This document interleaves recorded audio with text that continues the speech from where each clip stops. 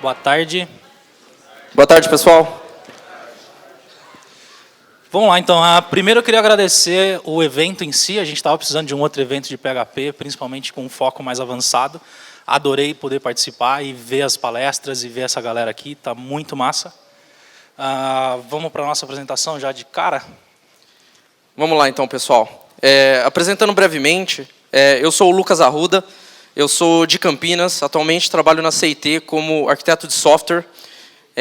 Já tem um bom tempo que eu estou na estrada do Open Source. E nos últimos 4 anos eu tenho me dedicado dentro da comunidade PHP mais para a comunidade de Drupal. Eu tenho trabalhado bastante com o framework ICMS Drupal. Vou passar a palavra para o Randus.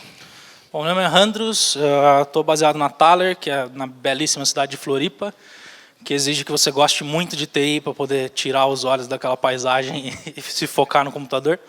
Estou há 10 anos aí também, estou como arquiteto /dev e vamos para o que interessa. Então, pessoal, a gente vai...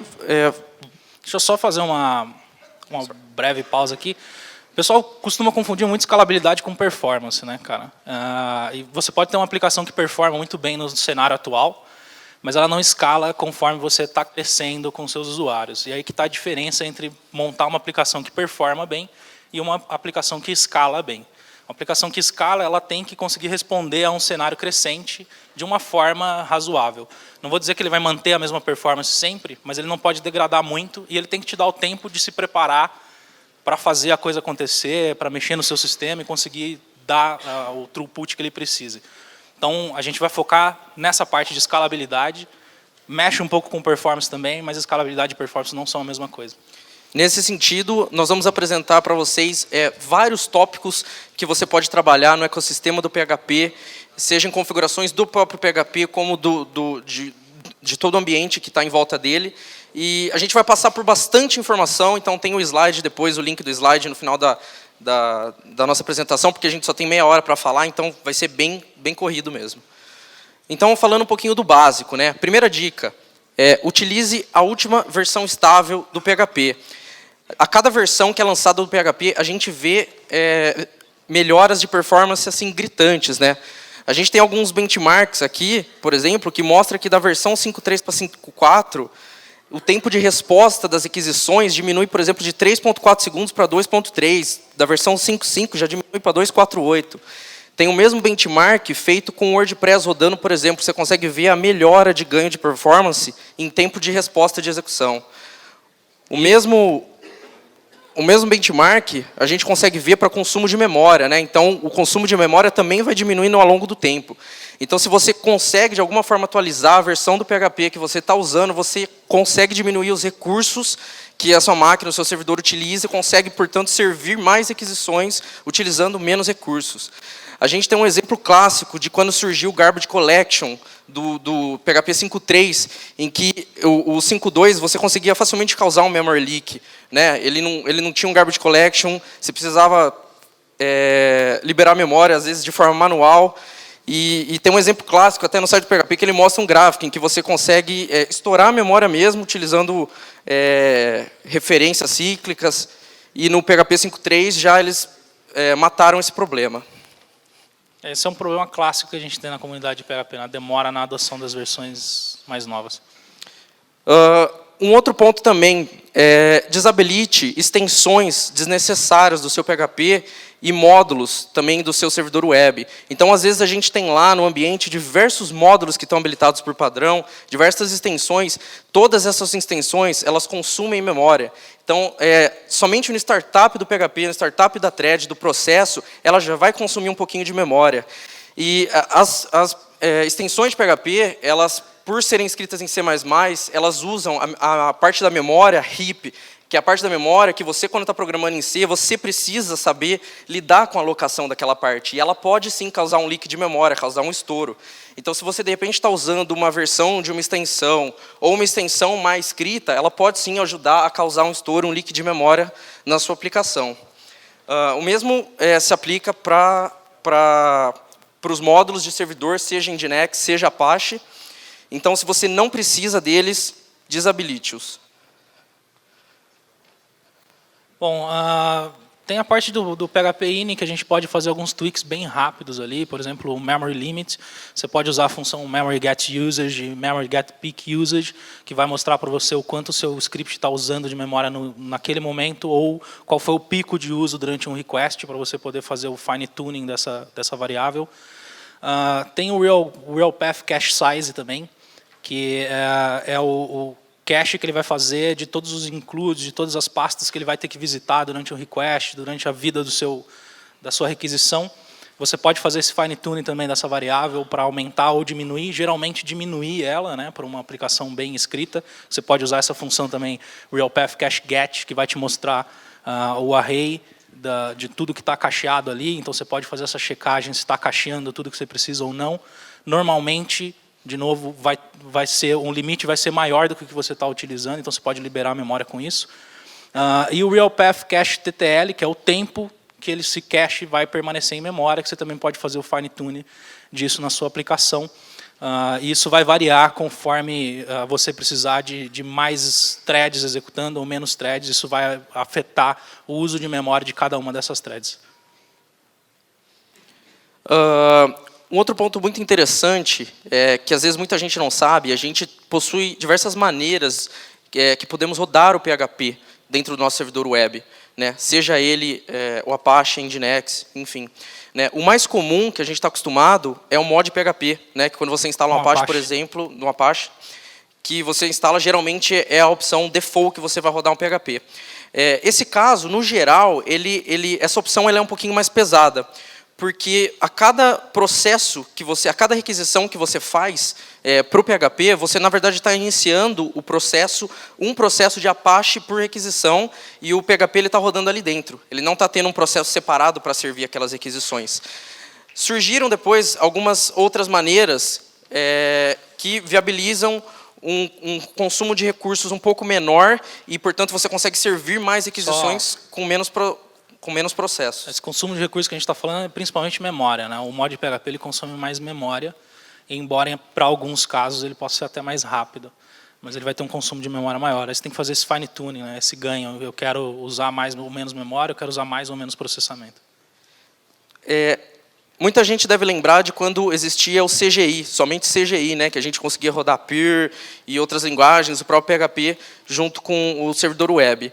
O FastCGI foi uma melhora dessa extensão, em que eu consigo, então, ao invés de ter os processos do Apache, eu vou ter os processos do PHP rodando, que consomem menos memória, eles têm uma interação mais rápida internamente, então eu consigo servir mais requisições usando menos recursos, como o Andros disse, menos memória. Eu tenho também algo um pouco mais recente, apesar de estar aí no mercado já sendo usado em produção por muitas empresas de hosting, o PHP FPM. O PHP FPM ele também ele roda sobre o CGI, só que ele é uma melhora do CGI. Se você quiser ele é uma melhora da forma como o PHP controla os seus processos, né? Como ele controla esses processos internamente. Então, ele usa o FastCGI também para comunicação com o seu servidor HTTP, mas ele tem uma melhora bastante, um ganho bastante legal na forma como ele gerencia esses processos que o PHP vai subindo. O bacana, um outro ponto bem bacana do FPM, por exemplo, é que você consegue, através dele, né, isso é muito utilizado pelas empresas de hosting, você consegue, através dele, por exemplo, alterar configurações de PHP Ini e não precisar reiniciar ou matar todos os processos. Fazer essa atualização dessas variáveis de forma gradual. Né? É bem bacana esse FPM. Benchmarks mostram que o uso do FPM para aplicações grandes, aplicações pesadas e com bastante requisição, ele performa mais. Por outro lado, benchmarks mostram também que o mod PHP para aplicações um pouco menores e que não tem tanto acesso assim, ele acaba performando melhor também. Então, vale um fine tuning e um teste de performance para ver qual que se adequa mais à realidade da sua aplicação. Tem que saber que existe e testar, né? Bom, tem a parte de flush, né, com OBFlush e flush, que devem ser chamados nessa ordem na maioria dos casos, na verdade em todos os casos que eu já encontrei. Tem muita gente dizendo que hoje em dia o browser ele não respeita mais esse flush, né? Antes a gente tinha essa recomendação de que a partir do head, do finalização do head do seu template, você dá um flush para mandar parte do seu output já para o browser para ele ir resolvendo CSS, JavaScript, etc. Alguns browsers já estão implementando o Speed, que é o HTTP2, e ele tem o Server Send, Server Push, né, que do lado do servidor você pode mandar uma request para o seu navegador fazer alguma coisa. Um dos exemplos é esse, já ir baixando CSS e JavaScript. A única diferença que mudaria é que você tem que mandar um header diferenciado, que é um header text/message, e aí o flush funciona nesse tipo de caso também. Ele depende de uma série de coisas que vão estar na frente aí pegando esse output, por exemplo, o zlib. Então, é outra coisa que você precisa fazer testes na sua aplicação, mas que você pode ter um ganho interessante aí em tempo de renderização. Um assunto muito bacana e que é muito fácil da gente implementar e ter ganhos de performance na nossa aplicação em PHP é quando a gente passa a utilizar PHP Accelerators, né? O que são, basicamente, PHP Accelerators? São extensões do PHP mesmo, que eles interceptam durante o intérprete do seu código, né, durante a interpretação do seu código, e aquele opcode, aquele bytecode que está sendo gerado e vai ser interpretado pelo interpretador, ele é cacheado, né? Então, da próxima vez que houver uma requisição com o mesmo padrão, com os mesmos códigos, os mesmos arquivos que já foram interpretados, ele simplesmente vai pegar de um cache memória, reutilizar, e a requisição, a resposta vai ser muito mais rápida. Os três mais conhecidos atualmente são o APC, o Alternative PHP Cache, o ZenDop Cache, que virou parte do PHP recentemente, né? Então, o APC, digamos que ele está deprecated, né? Apesar de ainda existir um suporte beta para o PHP 5.5, e o Xcache, né? A gente vai falar um pouquinho também aí dos settings principais, brevemente, né, sobre os settings principais de cada um deles.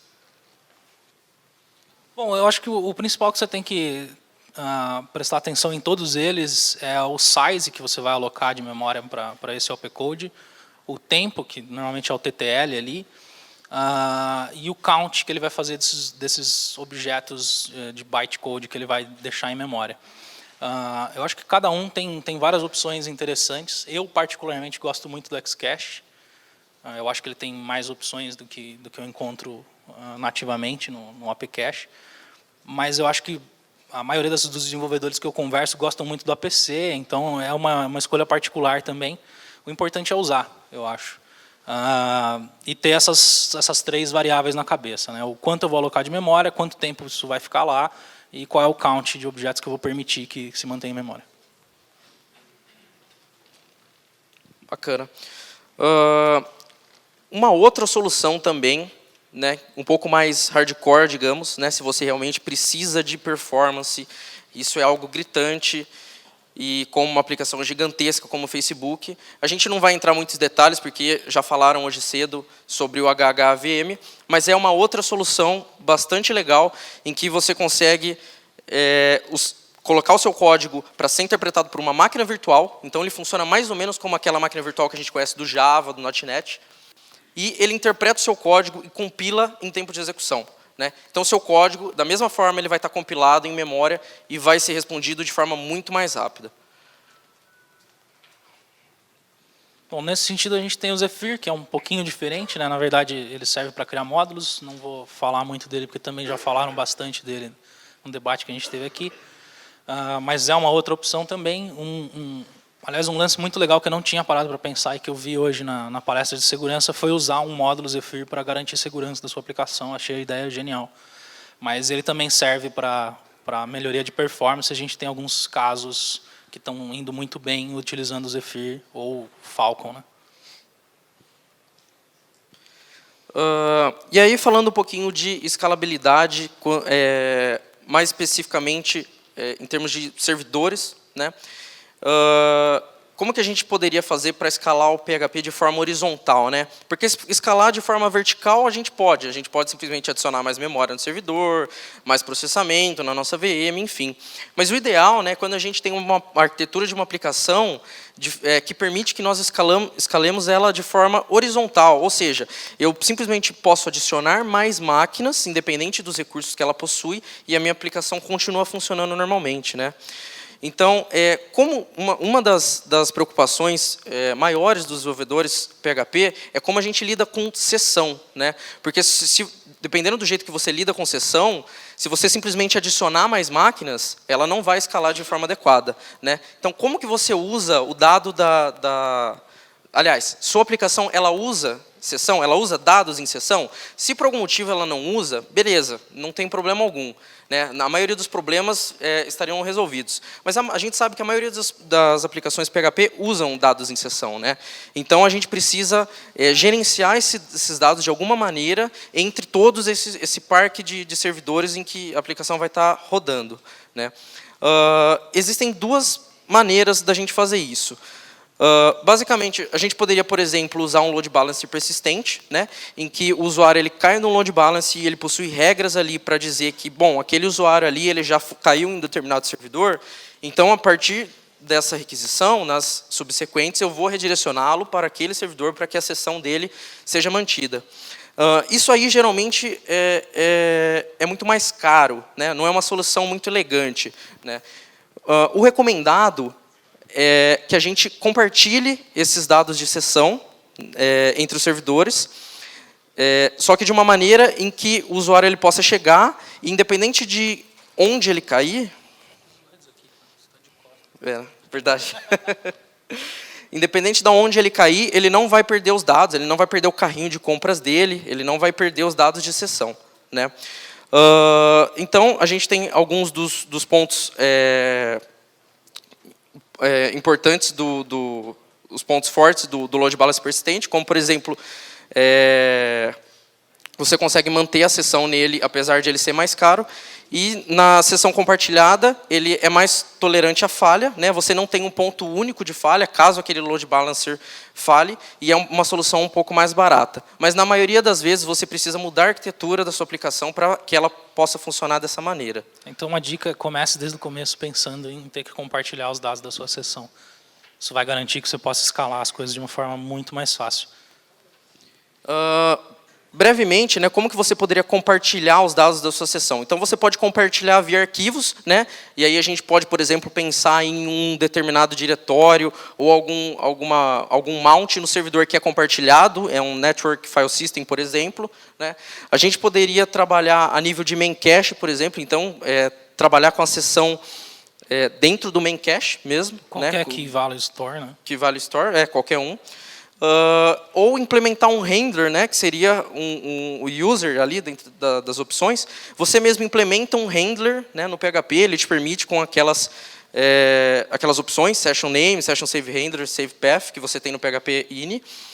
E aí você, se você escolher o user, você tem funções em que você pode colocar aonde você quer guardar os dados de sessão. Então, se você quer guardar no banco, por exemplo, no MySQL, ou num outro Key Value Store, enfim, né, você pode escolher, você tem essa liberdade.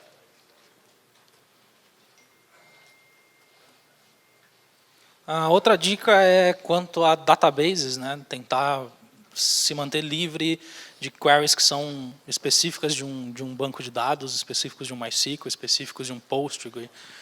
Tentar se manter o mais livre disso possível, usando bibliotecas de ORM, usando bibliotecas enfim, Active Data Store, qualquer coisa desse gênero que tenha esse suporte a multi-database para abstrair isso para você.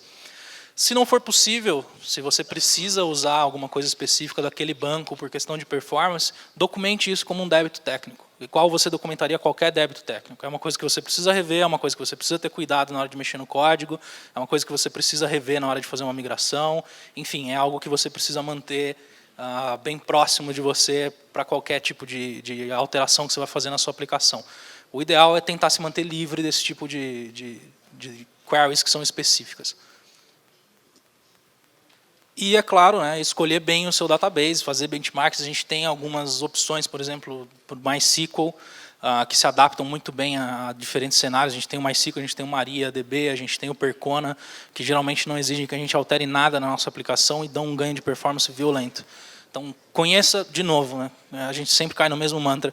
Conheça quais são as suas opções e teste elas para o seu caso. E tem a parte de ambiente também, né? que aconteceria hoje se eu tivesse que mudar a sua máquina, né, o seu ambiente, se eu tivesse que mover pasta para algum lugar, se eu tivesse que alterar a key de uma API, enfim. Você ficaria perdido nesse ambiente novo, por menor que ele seja? Eu tenho já um ambiente separado para a minha aplicação, eu tenho um ambiente separado para o meu DB, mas mesmo assim eu não tô preparado para fazer as alterações, isso vai dar problemas na sua manutenabilidade e, consequentemente, na sua escalabilidade. A hora que você precisa alterar a sua aplicação, você vai sofrer mais com isso. Então, a pergunta é, quão dependente você é do seu ambiente atual? Quão dependente você é dessa estrutura de pasta, quão dependente você é, e assim a gente vai indo. E aí entra uma série de coisas para você levar, né? Os paths que você está usando, time zone, chaves de API, os limites de usuário que você tem, ou os limites de API para consumo, timeouts, enfim, tudo isso, né? O que acontece se eu for para um servidor que tem menos memória ou mais memória? Eu consigo fazer o fine tuning dessa aplicação rápido, como eu conseguiria, por exemplo, alterando um PHP-INI da vida? Então, você tem um arquivo de configuração que prevê esse tipo de casos, isso é bastante importante.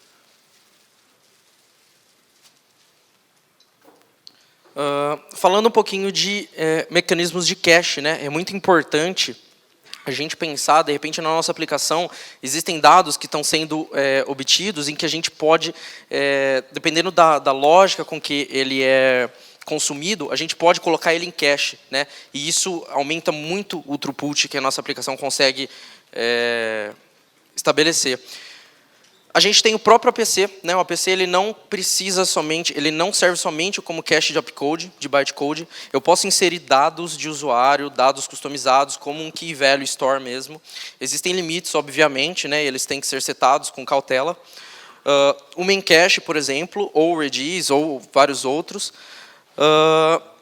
A gente pode, inclusive, usar o main cache, né? Ele é um dos use cases dele é a gente, por exemplo, fazer um cache do output do HTML mesmo, né? Então, depois que foi renderizado, por exemplo, eu faço o output de HTML e a chave sendo, por exemplo, a URL, a URI da sua aplicação. Claro que aí você tem que ter cuidado de não ter dados específicos por usuário, ou dependentes de sessão, enfim. Tem um monte de cases aí para você fazer isso, mas todo o output que você possa cachear, normalmente vale a pena fazer isso. E uma outra dica bem bacana é se você tem algum tipo de cache, por exemplo, que é guardado em disco, né? Ou seja, arquivos, então seja arquivos HTML, ou até o cache do próprio APC, que é em arquivo, dependendo de como você configura, seria muito bacana se você pudesse colocar ele montado em tipo TMPFS ou um RAMFS. Você garante que todos esses dados estão mapeados em memória e o acesso a eles não depende do I/O do disco, né? Então, o acesso ao cache, que já é rápido, vai se tornar mais rápido ainda, porque ele está em memória. Existe uma preocupação. O TMPFS ele tem uma alocação fixa, então você deu tamanho para ele, ele não vai estourar aquilo, enquanto que o RAMFS ele pode estourar esse tamanho e pode ter uma série de problemas aí com a alocação de memória. Então, geralmente, aconselho a usar o TMPFS, lembrando que essa é uma forma rápida, mas que não é muito elegante de você fazer as coisas, né? Você está alocando ali um pedaço de RAM, então você tem que saber o que você está fazendo com aquilo, você tem que saber que arquivo você está jogando, você tem que tomar cuidado com o failover, tem que lembrar que o que está na RAM nem sempre vai estar lá, não é algo que está no disco, que está persistido. Então, depois de fazer um restart da sua aplicação, você tem que tomar cuidado de verificar se esses arquivos existem ou não, tem que ter todo o tratamento de failover desses caras. Em geral, qualquer tipo de mecanismo de cache precisa haver um mecanismo de failover, porque nunca existe garantia de que o dado estará lá de fato.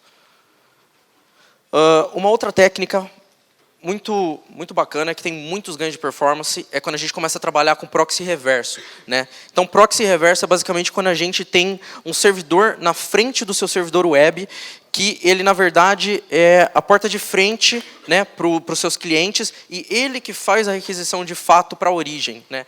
E quando a gente utiliza cache no servidor de proxy reverso, esse servidor de intermédio, ele passa a cachear todo o output de HTML, tudo que trafega ali, e servir com muita rapidez, porque ele não possui toda a stack de extensões, de módulos, bootstrap, enfim, que a sua aplicação, o seu servidor possui e que vai gerar um tempo, consumir memória e tudo mais.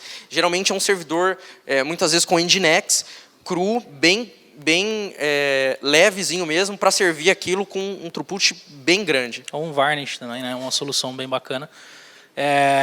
Bom, o melhor jeito da sua aplicação escalar é você não ter que encostar nela, né? Então, esse é o caso aí. Você está pegando outro servidor, você escala, bota um load balancer aí, você consegue colocar N servidores aí na frente.